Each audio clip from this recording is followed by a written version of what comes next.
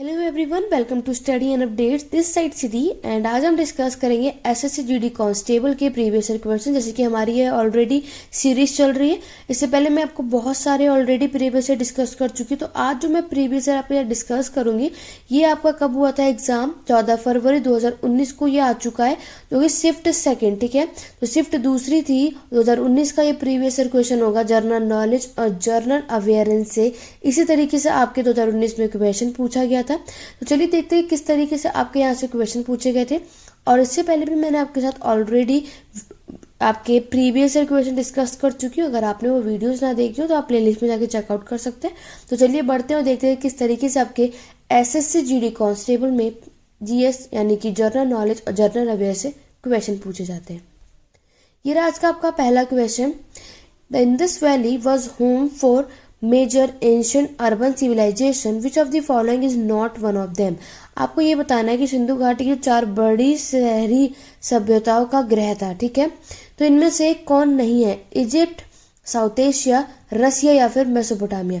जल्दी से जल्दी कमेंट करके बताइए, क्योंकि आप लोग जानते हैं आपके एसएससी जीडी कांस्टेबल के यहाँ पे एग्जाम चल रहे हैं, तो आप लोगों को यहीं पे अपनी प्रैक्टिस कर लेनी चाहिए। प्रीवियस ईयर को सॉल्व कर रहे हैं, तो जब तक मैं क्वेश्चन कर यहाँ पे रीड कर रही हूँ, आपको इसका आंसर कमेंट करके बताना। और देख लो कि आप लोगों के एग्जाम में जब इसी तरीके से क्वेश्चन आपके पूछे जाएंगे तो आप कितने अटेम्प्ट कर पाएंगे। ओके, तो यहाँ अगर हम बात करेंगे सिंधु घाटी की जो 4 बड़ी सभ्यता थी, उसमें से एक कौन नहीं है, तो वो है आपका रशिया। तो इस क्वेश्चन का राइट आंसर क्या? ऑप्शन नंबर सी, रूस। तो इसका ठीक है। अब बाकी मैं इस क्वेश्चन को ऑलरेडी डिस्कस कर चुकी हूँ आपकी जो मैंने पहले वीडियोस कराई हैं, तो यहाँ पे मैं आपके साथ पूरा डिटेल में डिस्कस नहीं करूंगी। तो चलिए अब आगे बढ़ेंगे। नेक्स्ट क्वेश्चन है आप लोगों का, in which year the railway budget was included in the union budget after being separated for 92 years.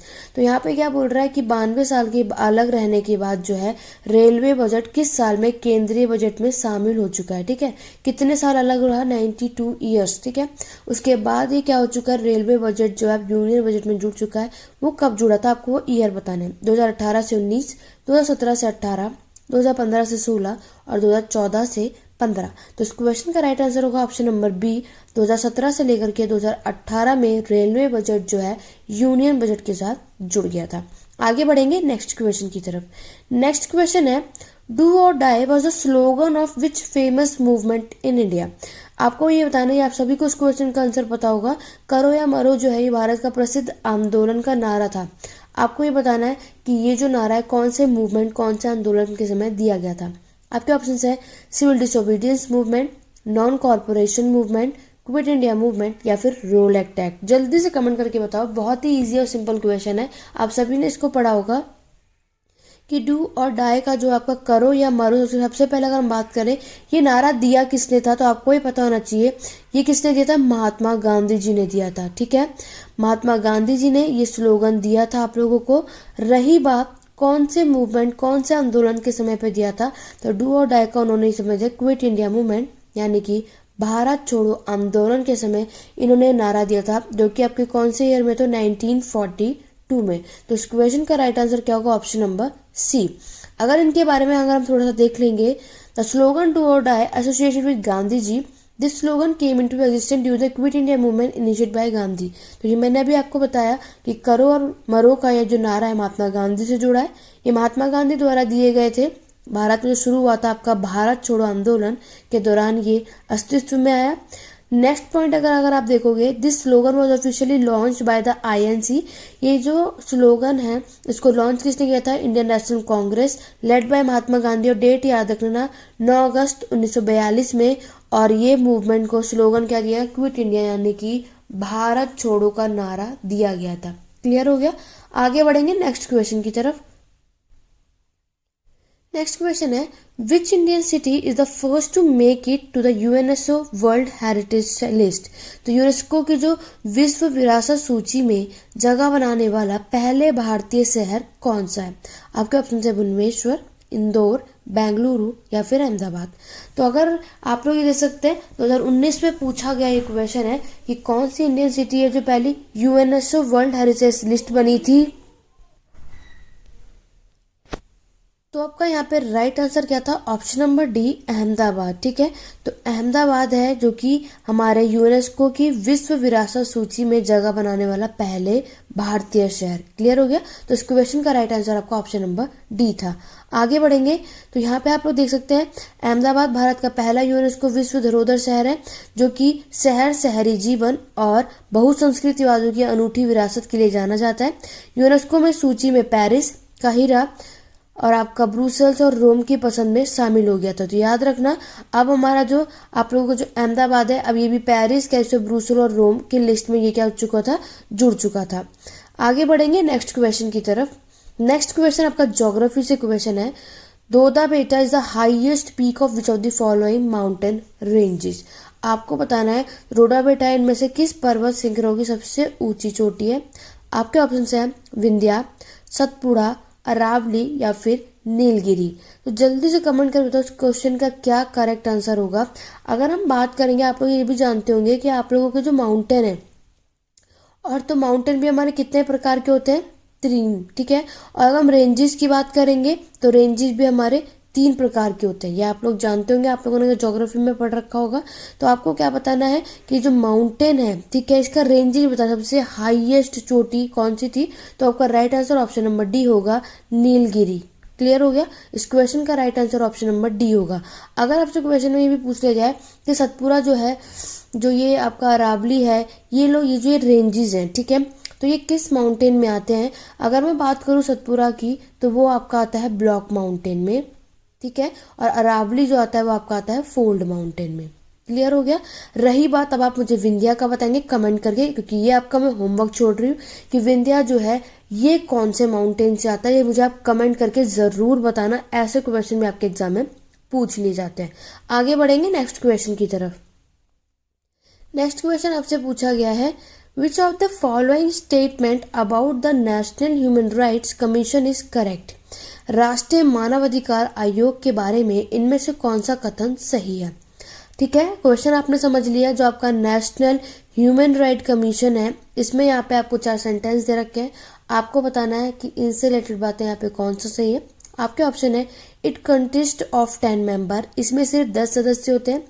It power are only recommendatory in nature, इसकी शक्तियां प्रकृति में केवल अनुशासनात्मक है। थर्ड ऑप्शन है, Mumbai serve as its headquarter, Mumbai इसके मुख्यालय के रूप में कार्य करता है। And the last one is, its chairman must be a sitting जज इन द सुप्रीम कोर्ट, इसका जो अध्यक्ष है वो सर्वोच्च न्यायालय में एक वर्तमान न्यायाधीश होना चाहिए। ये सब प्रीवियस ईयर क्वेश्चन है, और इस क्वेश्चन का राइट आंसर क्या था कि नेशनल ह्यूमन राइट कमीशन जो है, जो राष्ट्रीय मानवाधिकार जो है आपका आयोग, इसमें जो है it's power only recommendatory in nature. तो इस क्वेश्चन का राइट आंसर होगा आपका ऑप्शन नंबर सी। आगे बढ़ेंगे और देखेंगे नेक्स्ट क्वेश्चन की तरफ।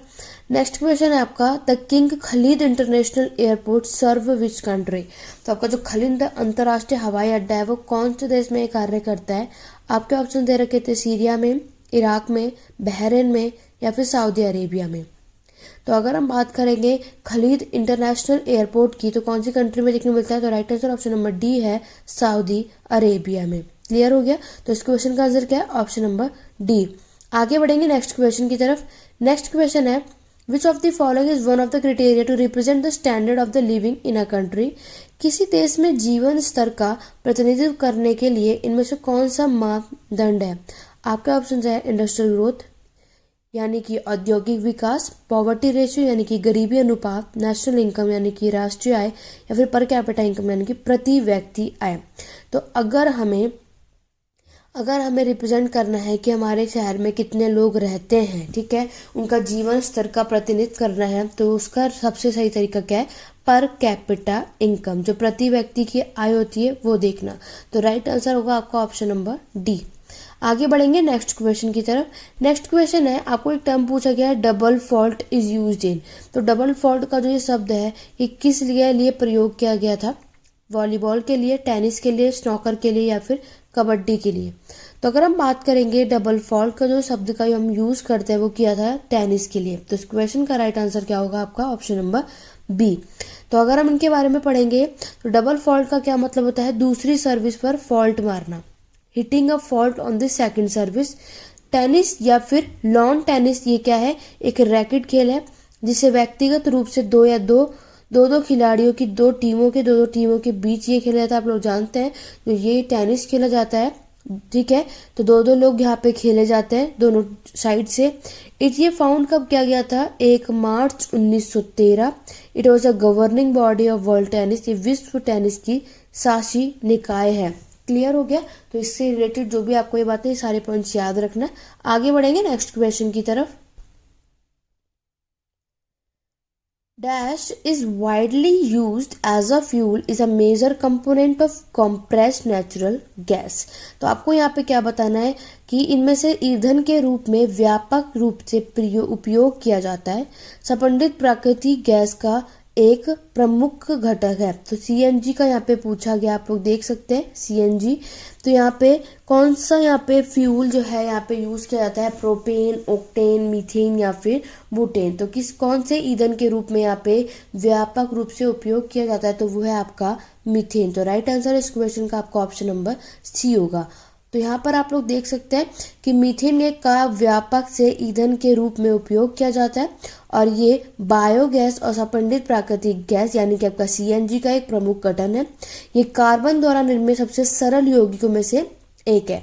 It is also one of the simplest compounds form by carbon. ठीक है, तो ये आपको क्लियर हो गया। आगे बढ़ेंगे नेक्स्ट क्वेश्चन की तरफ। नेक्स्ट क्वेश्चन आपसे पूछा गया है, which of the following product receive the first geographical indication यानी कि जीआई इन इंडिया। इनमें से किस उत्पाद को भारत में पहला भौगोलिक संकेत प्राप्त हुआ था? आपके ऑप्शन है मीजो मिर्च, रतलामी सेब, जोहा चावल या फिर दार्जिलिंग टी यानी कि दार्जिलिंग की चाय। तो अगर हम बात करेंगे कि जो उत्पादन में भारत का जो पहला ज्योग्राफिकल इंडिकेटर बना था वो है आपका दार्जिलिंग चाय यानी कि दार्जिलिंग टी। तो इस क्वेश्चन का राइट आंसर होगा आपका ऑप्शन नंबर डी। अगर हम इसके रिलेटेड बातें पढ़ेंगे तो देख सकते हैं कि Darjeeling tea was the first Indian product to get a GI tag. तो दार्जिलिंग की जो चाय थी ये पहला ऐसा जिसको जीआई टैग इसको भारत में उत्पादन करने का मिला था। ये लेख जो है, ये आर्टिकल आप डिस्कस कर सकते हैं। तो गवर्नमेंट जो अलॉट किया था जीआई टैग कहाँ पे? Kashmir saffron and Manipuri black rice recently. तो अगर सरकार की मैं बात करेंगे तो उन्होंने हाल ही में कश्मीर में केसर और मणिपुर में काले चावल के जीआई टैग का यहाँ पर क्या किया, उसको आवंटित किया है। इट मीन्स यानी कि उसको अलॉट करा है। थर्ड पॉइंट देखोगे, जीआई टैग जो है to a new four product from 3 different state in August 2019। तो जीआई की अगर बात करोगे 2019 में अगस्त में अलग अलग राज्यों में 4 उत्पादकों को टैग किया गया था। तो ये याद रखना, जीआई टैग हमें सबसे पहले दार्जिलिंग की टी में, और टी आप सब जानते हैं कहाँ पे, जो फेमस भी हमारा सबसे ज्यादा कहाँ होता है, कौन सी कंट्री में? असम में। क्लियर हो गया। आगे बढ़ेंगे नेक्स्ट क्वेश्चन की तरफ। ये इस क्वेश्चन का आंसर तो आप सभी जानते होंगे, तो आई होप कि इस क्वेश्चन का आंसर कोई भी गलत मत देना। यहाँ पर आपसे पूछा गया कि बाबर ने इब्राहिम लोदी को 1526 में कौन से युद्ध में, कौन से बैटल में हराया था? आपको ऑप्शन है battle of Haldi Ghati, battle of Kalinjar, battle of Chausa या बैटल ऑफ पानीपत। जल्दी से कमेंट करके बताओ और पूरी कोशिश करना कि आप में से किसी का भी गलत नहीं होना चाहिए। जिस भी बच्चे का ये क्वेश्चन गलत होगा तो इट मीन्स आप समझ लो कि आपका जनरल नॉलेज, आपने जनरल स्टडी, आपका लेवल कहाँ है और आपने अभी तक कितना पढ़ा है। इट मीन्स अगर आपका ये गलत हो गया तो आप क्या ही क्वेश्चन कर पाएंगे। ठीक है, अगर हम बात करेंगे कि बाबर ने इब्राहिम लोदी को 1526 में किस में हराया था? Battle of Panipat. जो आपका पहला जो प्रथम पानीपत का जो युद्ध हुआ था उसमें बाबर ने इब्राहिम लोदी को हरा करके आपका जो मुगल एम्पायर है उसको क्या किया था, उसको फाउंड किया था, उसकी स्थापना कर दी थी। ठीक है, इसीलिए बाबर को ही मुगल एम्पायर का फाउंडर कहा जाता है। इसी पानीपत के युद्ध में इसको हरा करके हमारे मुगल एम्पायर की शुरुआत हो जाती है। तो इस क्वेश्चन का right answer option number D होगा। आगे बढ़ेंगे और देखेंगे, यहाँ पे आप देख सकते हो 1526 में बाबर ने इब्राहिम लोदी को पानीपत के इस युद्ध में हरा दिया था। ठीक है, जिसमें उन्होंने दिल्ली और आगरा को कैप्चर कर लिया था। ठीक है, अब दिल्ली और आगरा जो है वो किसके अंडर में आ चुकी है? आपके दिल्ली सल्तनत से हट करके अब मुगल के पास आ चुकी है। बाबर ने इस पहले जो पानीपत का जो आपका युद्ध देखोगे तो जो आपका जो सेंट्रल आपका एशियन रूलर है, और जो मंगोल कबीले जैसे चंगेज खान के वंशज ने यहाँ पे भारत पर आक्रमण किया था, अटैक किया था, और उन्होंने आपके उत्तर भारत यानी कि नॉर्दर्न इंडिया के लोधी साम्राज्य को हरा दिया था। क्लियर हो गया। तो बाबर यहाँ पे जीत चुका है और इब्राहिम लोधी को हिला दिया था, क्योंकि लोधी डायनेस्टी का लास्ट रूलर था। आगे बढ़ेंगे नेक्स्ट क्वेश्चन की तरफ। Which temple are well known for their Nagara style of architecture having erotic sculpture? तो कौन से मंदिर अपने नगर वास्तुकला शैली के लिए प्रसिद्ध है जिनमें कामुक मूर्तियां हैं? आपके ऑप्शन दे रखे थे खजुराहो, सोमनाथ, हम्पी या फिर मीनाक्षी। तो कौन सा मंदिर है जिसको नगारा स्टाइल ऑफ आर्किटेक्चर वहाँ पे हमें मूर्तियां देखने को मिलती है, प्रसिद्ध है? तो राइट आंसर क्या होगा आपका? ऑप्शन नंबर ए, खजुराहो की। ठीक है, तो इस क्वेश्चन का राइट आंसर क्या है? आपका खजुराहो टेम्पल है, वहां पर हमें ये नगारा स्टाइल जो आर्किटेक्चर देखने को मिलता है। तो यहाँ पर आप देख सकते हो कि खजुराहो जो टेम्पल है ये आपका कहाँ पर है? मध्य प्रदेश में। ये भी एक यूनेस्को की वर्ल्ड हेरिटेज साइट है हमारे भारत की। तो अगर हम खजुराहो की बात करेंगे, ये एक यूनिक हेरिटेज साइट है और ये फेमस क्या है? हिंदू का ग्रुप और जैन के मंदिर के लिए। ठीक है, जहां पर हम देखेंगे 175 किलोमीटर जो साउथ ईस्ट एशिया में स्थित हिंदू और जैन मंदिरों के समूह के लिए ये प्रसिद्ध है। वे अपने नागर शैली के, आपका नागर शैली मैंने आपको बताया कि प्रतीकवाद और कामुक आकृतियों मूर्तियों के लिए जाने जाते हैं। ठीक है, आप चाहे तो स्क्रीनशॉट ले लो, लेकिन इस टेम्पल के बारे में आपको जरूर पता होना चाहिए। आगे बढ़ेंगे नेक्स्ट क्वेश्चन की तरफ। यह भी आपका ज्योग्राफी से क्वेश्चन है। The temperate grassland of South Africa are called. तो दक्षिण अफ्रीका के शीतोष्ण घास के मैदान को क्या कहा जाता है? डॉन, प्रेरिस, पैम्पस या फिर वेल्ड। अगर हम बात करेंगे जो कि टेम्परेट ग्रासलैंड होता है उसको बोला जाता है वेल्ड। तो इस क्वेश्चन का राइट आंसर आपका ऑप्शन नंबर डी होगा। क्लियर हो गया। तो यहाँ पर आप लोग देख सकते हैं तो टेम्परेट ग्रासलैंड आपको पता होना चाहिए कहाँ पे है? साउथ अफ्रीका में। उसको बोला जाता है वेल्ड। वेल्ड और रोलिंग प्लेट्यू, जो वेल्ड अगर आप देखोगे उसको क्या किया जाता है? पठारों को घुमाकर उसकी जो हाइट देखोगे 600 मीटर से लेकर के 1100 मीटर को अलग अलग ऊंचाई वाले जो आपके प्लेटियों को घुमा रहे हैं। It is bound by the Drakensberg mountain on the east. ये एक पूर्व के ड्रेंकेसबर्ग पर्वत से घिरा हुआ है। ठीक है, ये भी पता होना चाहिए कौन से माउंटेन से घिरा हुआ है? ड्रैकेनबर्ग माउंटेन से क्या होगा? घिरा हुआ है। कौन? जो आपका ये वेल्ड है। क्लियर हो गया। आगे बढ़ेंगे नेक्स्ट क्वेश्चन की तरफ। नेक्स्ट क्वेश्चन आपसे पूछा गया है, the prestige Laureus world sport award was given to the Indian athlete. तो यहाँ पर आपसे क्या पूछा गया है? प्रतिष्ठित जो आपके लॉरेंस वर्ल्ड स्पोर्ट अवार्ड है भारतीय के एथलीट, किस भारतीय के एथलीट्स को दिया गया था? आपके ऑप्शंस हैं अनिर्बान चटर्जी, पंकज अडवाणी, द्युति चंद्र या फिर विनेश फोगट। तो आप लोगों को क्या करना है? स्पोर्ट्स से रिलेटेड भी क्वेश्चन अच्छे से करके जाने। स्पोर्ट्स से भी क्वेश्चन आपको एक या दो आपके एग्जाम में आपको देखने को मिलेगा। तो इस क्वेश्चन का राइट आंसर तब क्या था? Vinesh Phogat, option number D. Clear हो गया। तो यहाँ पर आप देख सकते हैं Vinesh Phogat became the first Indian athlete to be nominated for the Laureus world sport award. तो विनेश फोगट थे जो पहले इंडियन एथलीट को नॉमिनेट किया गया था इस अवार्ड में, और ये इसका भी स्टैब्लिश हुआ था 1999 में। तो ये पॉइंट आप सारे याद रखना। आगे बढ़ेंगे नेक्स्ट क्वेश्चन की तरफ। The term mutation primarily refers to. तो यहाँ पर आप एक शब्द दे सकते हैं म्यूटेशन। इसमें मुख्य रूप से संदर्भित करता है आपके option genetic migration, genetic line, genetic correction या फिर जेनेटिक मिस्टेक। अगर हम बात करेंगे म्यूटेशन, जो आपको ये वर्ड दे रखा है, किस लिए बता रखा है? जेनेटिक मिस्टेक के लिए। तो आपका राइट आंसर यहाँ पर होगा अनुवांशिक गलती, यानी कि ऑप्शन नंबर डी। आगे बढ़ेंगे नेक्स्ट क्वेश्चन की तरफ। नेक्स्ट क्वेश्चन है, which of the following country won the main hockey world cup 2018। इनमें से किस देश ने पुरुष हॉकी विश्व कप जीता था 2018 में? ऑप्शन है बेल्जियम, न्यूजीलैंड, अर्जेंटीना, पाकिस्तान। तो आप लोग ये देख लो कि आप इस साल पेपर दोगे तो आपको लास्ट ईयर के और इस साल के स्पोर्ट्स के क्वेश्चन पता होने चाहिए। 1 से 2 क्वेश्चन आपके 100% आपके एग्जाम में आपको देखने को मिलेगा। तो स्पोर्ट्स के क्वेश्चन जरूर करके जाना। जैसे कि आप लोग यहाँ देख रहे हो, मैं आपको 2019 का पेपर करा रहा हूँ, आपके 2018 के यहाँ पे स्पोर्ट्स से बेस्ड क्वेश्चन भी पूछे गए हैं। यहाँ पे आप क्वेश्चन देख रहे हैं कि आपको पूछा गया है कि कौन से देश ने पुरुष हॉकी विश्व 2018 में जीता था? तो वो था बेल्जियम। कौन सा शहर था, कौन सा देश था? बेल्जियम। तो इस क्वेश्चन का राइट आंसर आपका ऑप्शन नंबर ए।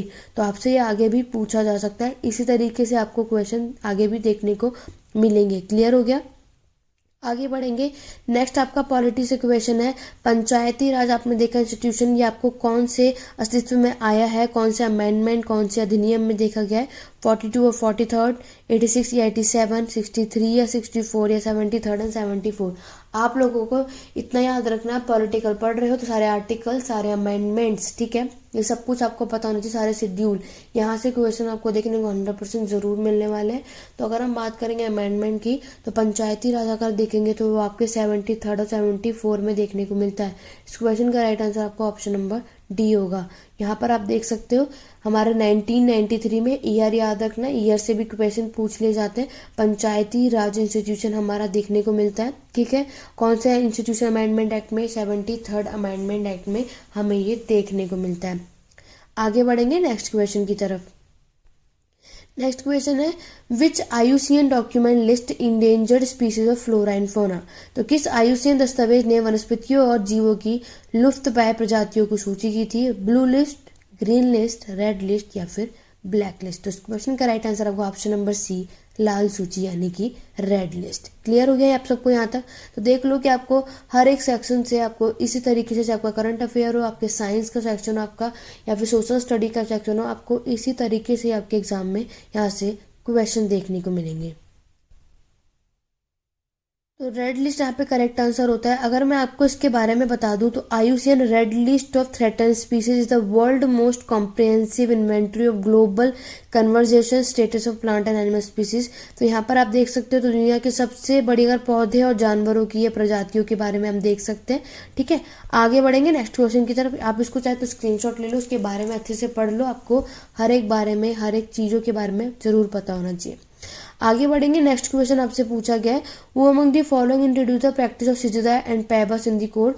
तो दिल्ली सल्तनत का आपका एक इंपॉर्टेंट बहुत अच्छा क्वेश्चन है, मैक्सिमम टाइम में रिपीट हो चुका है, आपके हर एग्जाम में ये पूछे जाते हैं कि जो सिजदा और पैबस है, ये जो इंट्रोड्यूस हुआ था कौन से सल्तनत, कौन सा दिल्ली के सुल्तान के समय पे किया गया था, अलाउद्दीन खिलजी, फिरोज शाह तुगलक, मोहम्मद बिन तुगलक या फिर गियासुद्दीन बलबन। तो अगर हम बात करेंगे सिजदा और पैबस की जो प्रथा है ये किसके समय पर आई थी, तो ये आई थी आपके बलबन के समय पर, ठीक है। तो इस क्वेश्चन का right answer option number D है। सिजदा और पैबस का मतलब मैं आपको बता दूं, जहाँ पे सिर झुकाकर जो सलाम करते हैं, सल्यूट करते हैं, वो किया जाता है, ठीक है। तो यहाँ पर आप देख सकते हैं गियासुद्दीन बलबन का समय याद रख लो, 1266 से 1287 तक इन्होंने राज किया था, ठीक है। और ये पहले सुल्तान थे दिल्ली जिन्होंने इंट्रोड्यूस किया था सिजदा और पैबस को। क्लियर हो गया। स्टार्टेड सिजदा यानी कि आपका prostration and paibos the normal form of salutation of the king, ये ठीक है। यहाँ तक आपको क्या करना है, ये दोनों चीजें यहाँ पे शुरू की गई। सिजदा पीपल में क्या करते हैं, ये लोग घुटने के बल बैठते हैं, ठीक है, झुकते हैं और सिर को जमीन पे जाके छूना पड़ता है, उसे सिजदा कहते हैं। सर को आपको जमीन पे छुआना है तब करना, और पैबस आपको क्या करना है, सल्यूट करना है, नमस्कार जिसे कह सकते हैं, वो करना है। तो ये हमें बलबन के समय पे देखने को मिलता है, ठीक है। अगर हम बात करेंगे कि बलबन जो है वो कौन से आपके डायनेस्टी से थे, जल्दी से जल्दी कमेंट करके बताओ, क्योंकि आप लोग जानते हैं दिल्ली सल्तनत में हमें 5 डायनेस्टी देखने को मिलती है, ठीक है, 5 डायनेस्टी देखने को मिलती है। तो आप मुझे कमेंट करके बताएंगे कि बलबन जो है वो कौन सी डायनेस्टी से थे। क्लियर हो गया। तो अगर मैं आपको उन 5 डायनेस्टी के नाम बता दूं, इनमें से आपको बताना है कि बलबन जो है वो कौन सी डायनेस्टी से थे, स्लेव डायनेस्टी से या फिर खिलजी डायनेस्टी से, ठीक है। या आपके ऑप्शन से रख रही हूँ, slave dynasty, Khilji dynasty, Tughlaq dynasty या फिर सैयद डायनेस्टी या फिर लोधी डायनेस्टी। तो ये 5 तरीके की आप लोगों की क्या होती है, डायनेस्टी है दिल्ली सल्तनत में। जल्दी से जल्दी कमेंट करके बताओ कि बलबन जो है वो इन 5 में से कौन सी डायनेस्टी से थे। क्लियर हो गया। आगे बढ़ेंगे अब नेक्स्ट क्वेश्चन की तरफ। तो स्टूडेंट ये आपका होमवर्क का क्वेश्चन है, तो आप मुझे इसका आंसर कमेंट करके बताना। The government of which state has recently started तो श्रमिक मित्र योजना for the worker engage in the construction work. तो कौन से राज्य में जो श्रमिक मित्र योजना की शुरुआत की थी वो आपको मुझे कमेंट करके बताना है। दिल्ली, पंजाब, राजस्थान, गुजरात। मुझे इस क्वेश्चन का आंसर आप सबसे चाहिए। अगर आप लोग अभी SSC GD कांस्टेबल की तैयारी कर रहे हो और इस साल आपका एग्जाम है, तो इस क्वेश्चन का आंसर आप सभी देंगे और आप मुझे कमेंट कर बताएंगे आपने कितने क्वेश्चन के आंसर यहाँ पे करेक्ट किए थे। ओके, तो चलिए आज की क्लास में बस इतना ही। वीडियो पसंद है तो लाइक करो, शेयर करो, मेरे चैनल पर नए चैनल सब्सक्राइब करो, बेल आइकन जरूर प्रेस करना ताकि आगे भी ऐसे आपकी सीरीज में जुड़ जाओ, ठीक है। तो चलिए आज की क्लास में बस इतना ही। Thank you for watching.